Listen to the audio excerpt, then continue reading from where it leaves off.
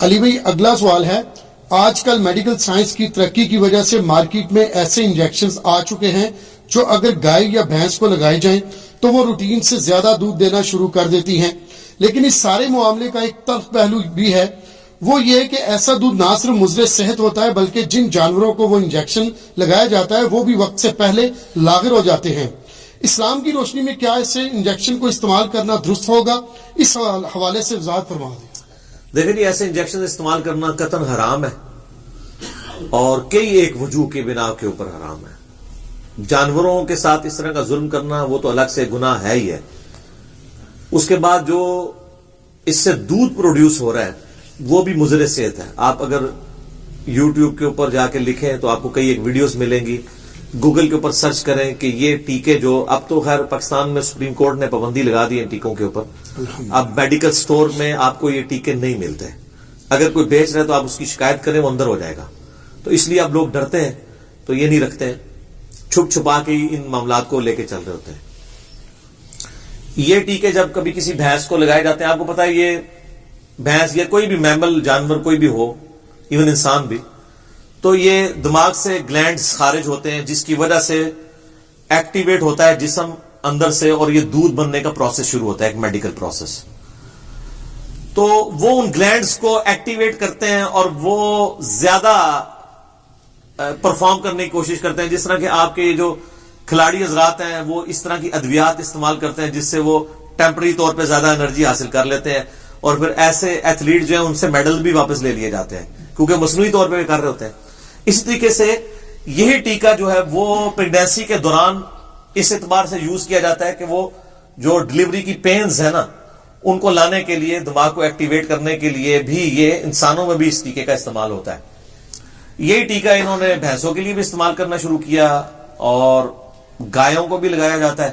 اس کی وجہ سے پھر وہ اگر گائے پہلے ایک وقت میں 12 کلو دودھ دے رہی ہے تو ہو سکتا ہے اب 16 کلو 17 کلو دینا شروع کر دے، لیکن ساتھ ہی ساتھ وہ پھر اس ٹیکے کے ساتھ ایڈکٹ ہو جاتی ہے، جیسے چرسی اور پاؤڈری لوگ ایڈکٹ ہو جاتے ہیں۔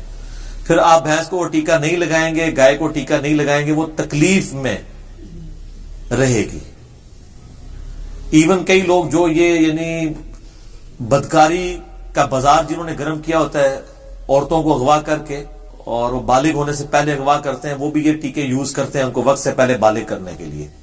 اور ایون اس طرح کے جو دودھ پینے والے بچے ہیں وہ بھی وقت سے پہلے بالغ ہو جاتے ہیں، اس میں بھی افیکٹ چلے جاتا ہے، ٹھیک ہے۔ اور عورتوں کی اولاد میں بھی پیدائشی عیب آ جاتا ہے جو عورتیں اس طرح کا دودھ پیتی ہیں، اور ہمارے معاشرے میں یہ چیز عام ہے، لوگوں کو پتہ نہیں کتنا ظلم کر رہے ہیں، لیکن اس سے وہ جو دو یہ کام کر رہے ہیں وہ جسٹیفائی نہیں ہوں گے، ان کی کمائی اس طریقے سے حرام ہوگی، یہ میں بتا دوں بالکل، کیونکہ وہ انسانیت کے ساتھ بھی ظلم کر رہے ہیں، جانوروں کے ساتھ بھی۔ صحیح بخاری اور مسلم دونوں میں حدیث ہے، ایک عورت بڑی نیکوکار تھی، اس نے ایک بلی کو قید کر دیا، وہ بھوکی پیاسی مر گئی تو نبی علیہ السلام نے فرمایا کہ وہ نیکوکار عورت بھی دوزخ میں ہے ایک بلی کی وجہ سے۔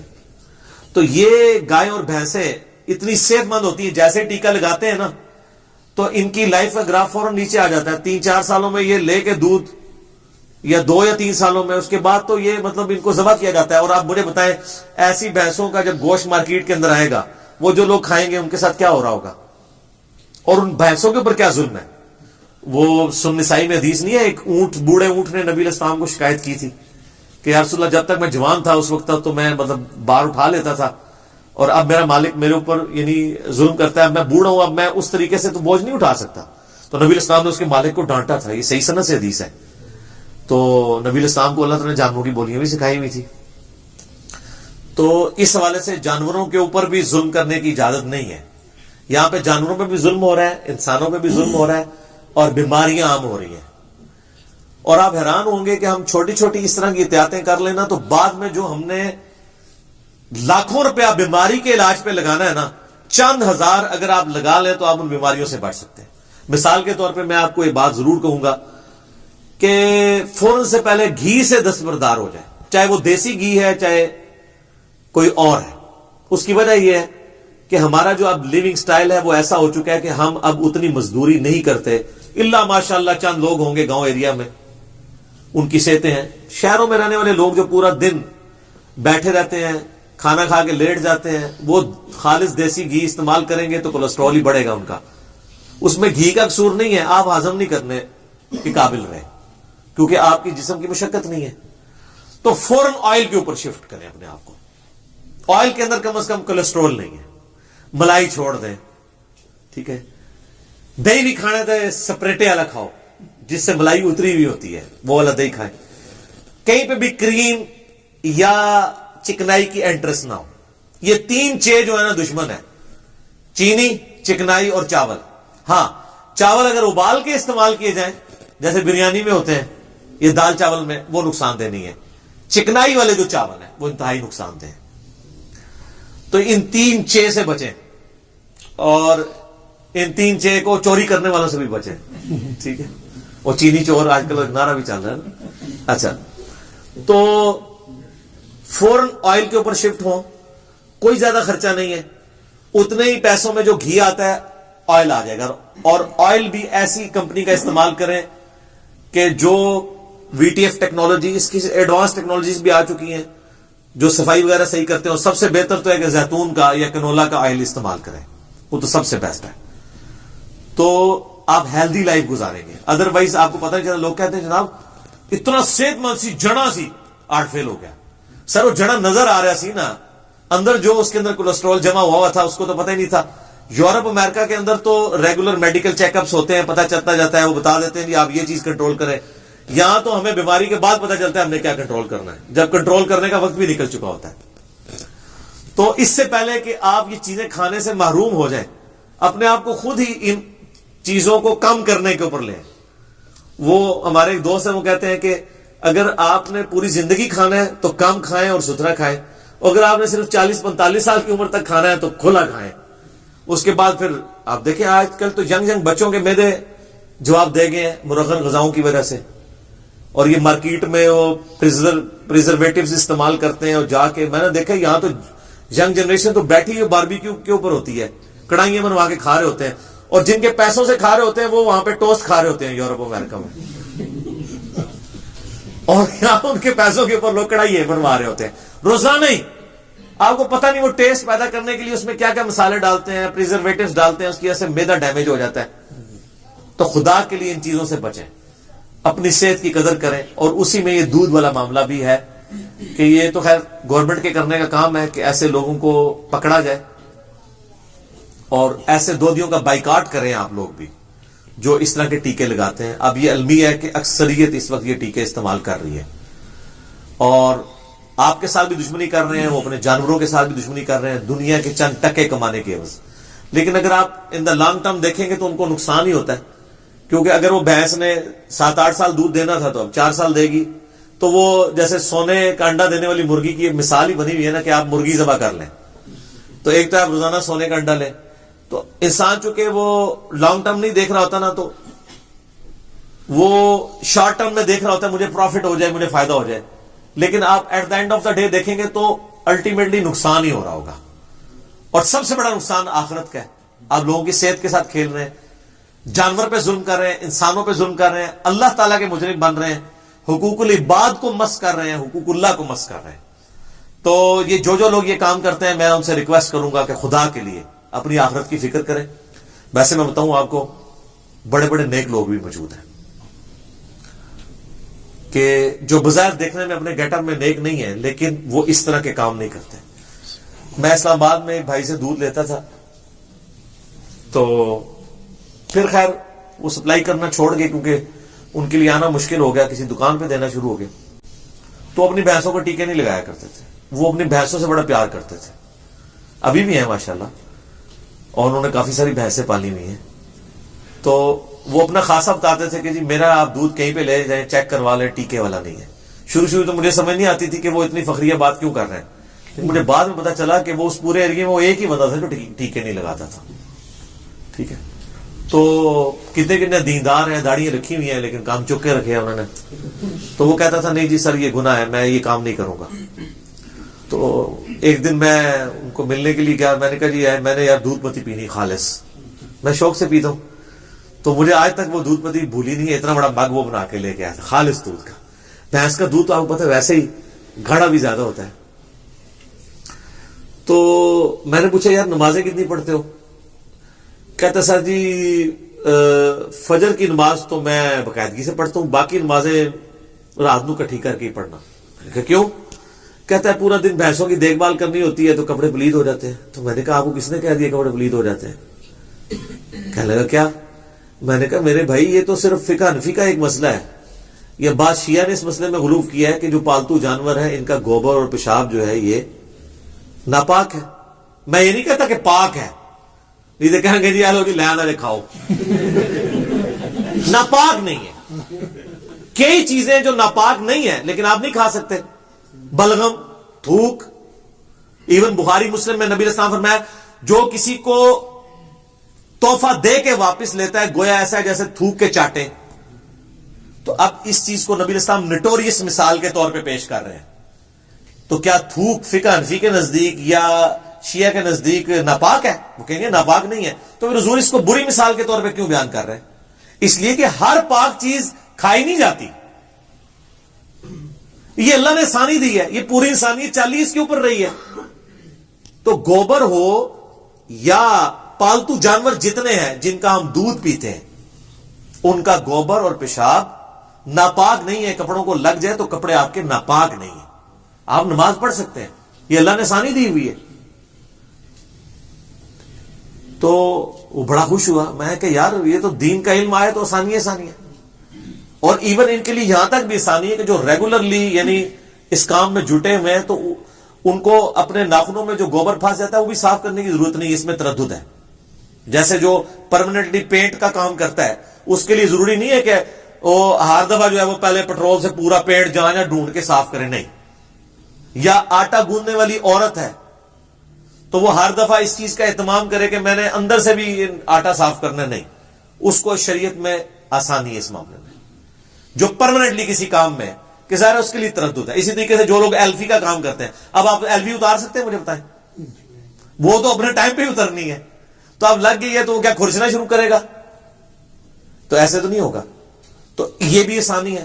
کہتا سر جی آپ نے میرا مسئلہ ہی حل کر دیا تو اب میں تو اپنی نماز قضا نہیں کیا کروں گا. میرے لیے تو بڑی مصیبت ہوتی تھی میں جب رات کو نمازیں ساری جمع کرتا تھا. ٹھیک ہے تو پورے دن کی نمازیں پڑھنی پڑتی تھی، اب میں ساتھ ساتھ پڑھ لوں گا. تو یہ جو لوگ بھینسیں پال رہے ہیں نا ٹیکے نہ لگائیں اور یہ ساتھ آسانی بھی ہم سے لے لیں. اور آخرت کی کامیابیاں آپ کا مقدر ہے کہ اگر آپ نے حلال کی روزی کھائی اس طریقے سے. اور اگر آپ کہیں کہ سب لوگ کرتے ہیں اس لیے میں کروں گا تو سر یہ لیم ایکسکیوز اللہ کی بارگاہ میں قبول نہیں ہے. آپ اگر سمجھتے ہیں کہ سب لوگ کرتے ہیں میں اس کے بغیر گزارا نہیں کر سکتا، آپ کوئی اور کام ڈھونڈ لیں لیکن یہ کام نہ کریں. اور میں آپ کو بتاؤں خالص دودھ تو ایسی چیز ہے لوگ آپ کے گھر سے آ کے لے جائیں گے. دودھ ایک ایسی چیز ہے لوگ اتنی ڈرائیونگ کر کے جا کے نا دودھ لے کے آتے ہیں کہ فلاں بندہ خالص دودھ دیتا ہے. اس کو گوالے کو نہیں دینا پڑتا کیونکہ یہ بیسک نیڈ ہے. پوری انسانیت دودھ کے اوپر چل رہی ہے. ابھی تو نہیں اللہ تعالیٰ نے قرآن میں اس کا اتنا ذکر کیا ہے کہ ہم تمہیں دودھ پلاتے ہیں. ٹھیک ہے سورۃ النحل کے اندر. آج دودھ دنیا سے ختم ہو جائے بچے جوان ہی نہیں ہو سکتے. بچے بڑے ہی دودھ کے اوپر ہو رہے ہیں. یہ تو بڑے ہو کے وہ نرم غذائیں کھانا شروع کرتے ہیں نا یا چبانا شروع کرتے ہیں. جب تک ان کے دانت نہیں ہوتے تو شروع کی ساری لائف تو دودھ کے اوپر ڈیپینڈنٹ ہے. تو پوری انسانیت اس کے اوپر ڈیپینڈنٹ ہے. یہ اللہ کی بہت بڑی نعمت ہے، اس کی قدر کریں. اور جو لوگ افورڈ کر سکتے ہیں اپنی بھینسیں رکھیں. ٹھیک ہے اگر واقعی ان کو خالص دودھ لینا ہے تو جن لوگوں کے بڑے بڑے گھر ہیں وہ رکھ سکتے ہیں بجائے یہ ڈبوں کا دودھ اور خشک دودھ استعمال کرنے کے. جہاں انہوں نے اتنے ملازم رکھے ہوئے ایک ملازم رکھ لیں اس کے لیے جاب بھی کریٹ ہو جائے گی. بلکہ کئی لوگ تو ایسے ہیں کہ وہ جو صحیح ایماندار گوالے ہیں ان کو بھینس بھی لے کے دے دیتے ہیں کہ چلو یار یہ بھینس رکھ لو، اتنا دودھ میرا ہوگا اتنا تمہارا ہوگا. اگر وہ ایماندار ہو، ورنہ تو تمہیں وہ مجھ بھی پی جانی ہے تو دودھ بھی پی جانا ہے. ٹھیک ہے یہ بھی ہو جاتا ہے لوگوں کے ساتھ. تو یہ اس طرح کا جو ٹیکہ لگانے والا معاملہ ہے نا جی یہ بالکل حرام ہے. اور ایسے میڈیکل سٹور کی کمائی کا وہ والا پورشن حرام ہوگا جس میں وہ یہ ٹیکے بیچ رہے ہوں گے. یہ ذہن میں رکھیے گا. اور دودھ کا تو معاملہ ظاہر ہے اب وہ کون کرے گا یہ بغیر ٹیکے والا اتنا حصہ ہے اور یہ ٹیکے والا ہے. وہ تو سارے یہ لالو رام مکس ہو گیا نا. فوراً سے پہلے توبہ کریں، پہلے جو ہو چکا اللہ سے معافی مانگے. اور دودھ میں پانی ملانا بھی کوئی حرام نہیں ہے، اس کو نہ بتانا حرام ہے. نبی علیہ السلام دودھ میں پانی ملا کے پیا کرتے تھے. اس زمانے میں دودھ کو ٹھنڈا کرنے کے لیے برف تو نہیں ہوتی تھی تو مٹکے کا پانی ڈالا جاتا تھا، کچی لسی بنا کے پی جاتی تھی. دودھ میں پانی ملانا فی نفسی گناہ نہیں ہے، اس کو نہ بتانا گناہ ہے. آپ لکھ دیں کہ جی پانی والا دودھ 70 روپے کلو، خالص دودھ 120 روپے کلو. لوگ آپ سے خود لیں گے جس نے جو لینا ہے. یہ نہیں ہوگا لوگ لینا چھوڑ دیں گے. مجھے بتائیں جو لے کے جا رہے ہیں 70 روپے، ان کو نہیں پتا کہ اس میں پانی ڈلا ہوا ہے. تو یہی بات اگر آپ بتا دیں گے تو آپ کا کاروبار بھی حلال ہو جائے گا. خالص دودھ کا لفظ نہ لکھیں وہاں پہ، وہ ہٹائیں. آپ ڈکلیئر کریں. سر لوگ آپ کے اوپر اعتماد کریں گے کہ یار یہ ایماندار آدمی ہے، اس نے لکھ کے لگایا کہ پانی ملا دودھ 70 روپے اور فلاں یہ ہے، اتنی پرسنٹیج میں نے پانی کی ڈالی ہوئی ہے. ٹھیک ہے، گائے کا مکس کرتے ہیں تو وہ بھی بتا دیں، بہت اچھی بات ہے. ہاں گائے کا دودھ مکس کریں، بہت اچھی بات ہے. بتا دیں کہ جی گائے کا دودھ اس لیے ان کو مکس کرنا پڑتا ہے کہ ہم لوگ جب یہ ایکسپیکٹ کر رہے ہیں کہ ہمیں 70 روپے 80 روپے یا 100 روپے میں خالص دودھ مل جائے، تو بھینس کا دودھ تو نہیں خالص مل سکتا نا سر. ان کی اپنی لاگت ہی بہت زیادہ آ جاتی ہے.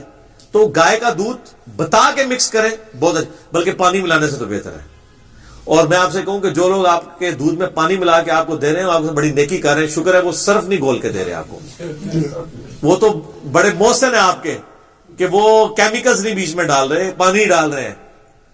پانی چاہے وہ چھپڑ کا بھی پا دیں کوئی مسئلہ نہیں ہے، آپ نے تو ابال کے پینا ہے. وہ سارے وائرسز اور بیکٹیریا مر جائیں گے اس ابالنے والے حصے میں. لیکن چاہے اس میں ڈڈو بھی نکل آئے، وہ کوئی بینڈک بھی کوئی مسئلہ نہیں، اتار کے سائڈ پہ کر دیں، آپ ابال کے اس کو استعمال کر رہے ہیں. لیکن جو کیمیکلز ڈال کے بیچ رہے ہیں نا، وہ تو آپ کو زہر کھلا رہے ہیں.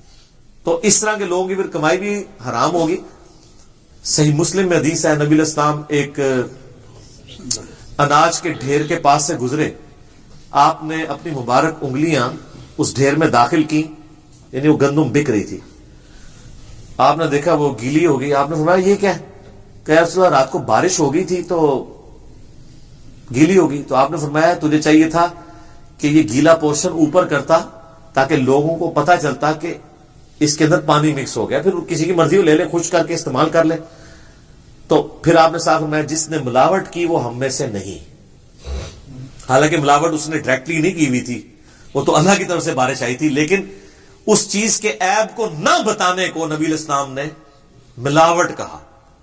اب آپ اسی کے اوپر قیاس کر لیں، جتنے بھی معاملات ہیں جو جس طریقے سے جھوٹ بول کے چیزیں بیچ رہے ہیں، ملاوٹ کر رہے ہیں.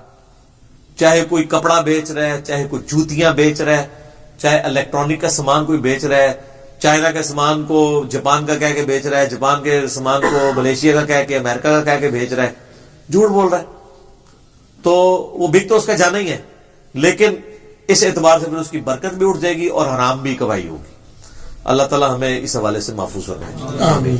جزاکم اللہ خیر و احسن.